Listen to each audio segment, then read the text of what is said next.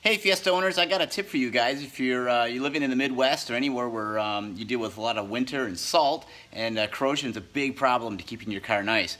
One area that I found on my Fiesta ST here that I'm having a little bit of corrosion problem is inside the wheel well here. This is right where the rocker panel, the inner fender, and quarter panel all come together.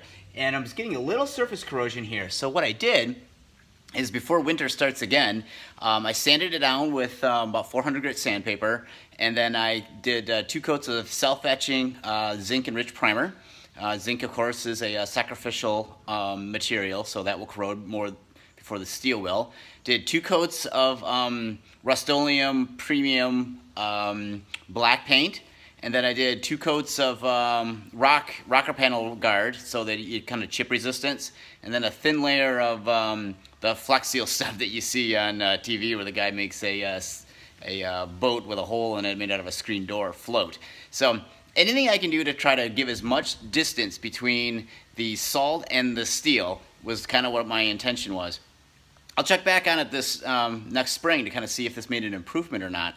But if you have a Fiesta, take a look at that area, and just, if you see something starting there, the easiest thing to do is fix it before it becomes a major problem. So you just pull back the fender liner, which is of course that fabric material, and just scuff it with some sandpaper, get the surface corrosion off. And if you stay on top of it, this is a really easy fix. If you don't stay on top of it, you're going to have a major problem on your hands. So far, that's the only spot of rust that I can find anywhere on the car. And I do a pretty thorough inspection of the car every spring and every fall to see if there's anything I need to take care of before it becomes a major issue. That's one area I found, and I thought you guys should probably be aware of that as well.